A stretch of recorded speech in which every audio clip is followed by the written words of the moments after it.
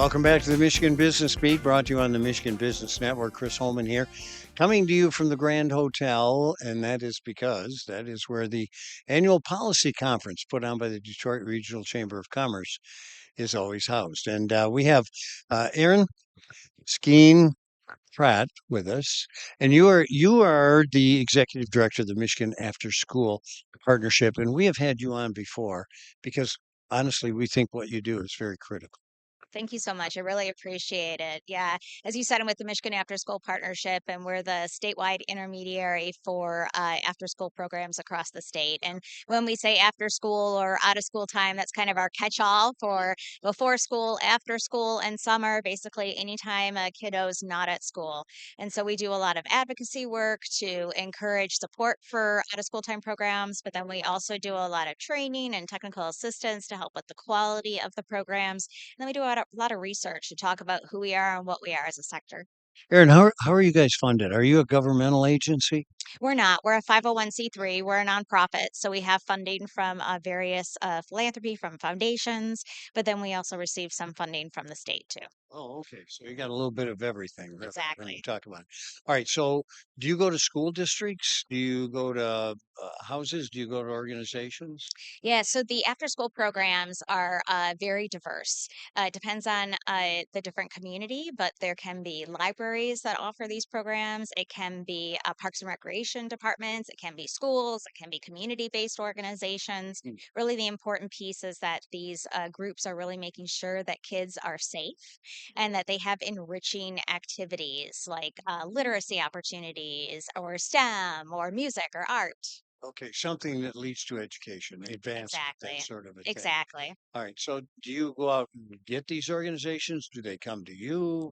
It's really the organizations. We don't fund them directly. The funding comes from the state of Michigan, which goes to through the MyLeap department, and it's through a competitive grant process. And so there was about 700 sites that were funded this past year, and the state provided about 57 million for after school programs across the state. So again, it went to about 700 states, all or 700 sites, sorry, all across the state. So is there any consideration for like areas of need? Because usually that's the after school problem. Correct. The after school programs are really funded predominantly or prioritized by really communities that are in need, really from an income type perspective. And you'll be surprised, though, that after school is one of those things that really transcends kind of income and is really an issue across the state and in rural communities as well as in urban communities. Because whether you have the resources or you don't have the resources, if you work, you still got to have somewhere for your kids to go after school, right? And in the summer. And also, we all know, all of our kids need that enriching environment as well. It's not just about what they're doing during school, but, we don't want them sitting there playing video games or, home alone.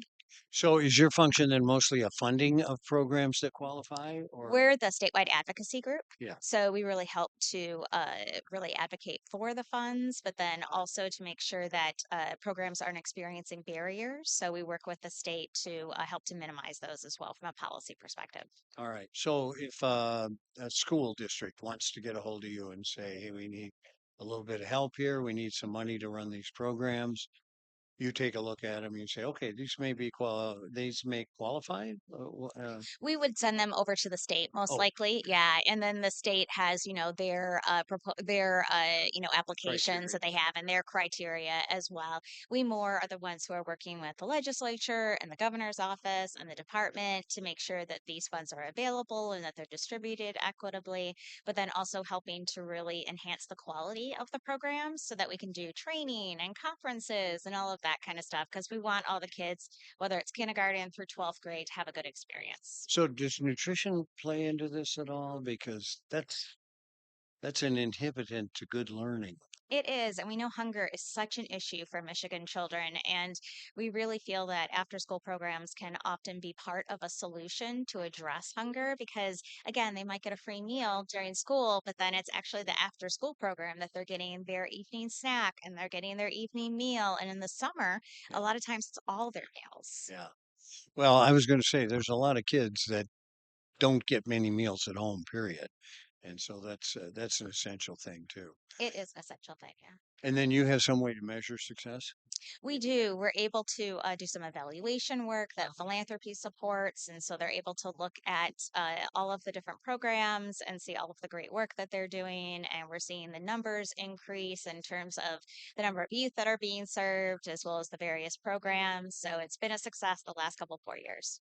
It's important to measure it, right? To make sure you do what you're doing.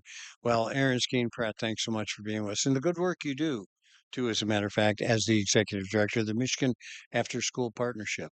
Now, keep us up to date. We want to keep involved in this program. Thank you so much. All right. You're watching the Michigan Business Beat on the Michigan Business Network. I'm Chris Holman, and we are coming to you from the Grand Hotel for the policy conference put on annually by the Detroit Regional Chamber of Commerce.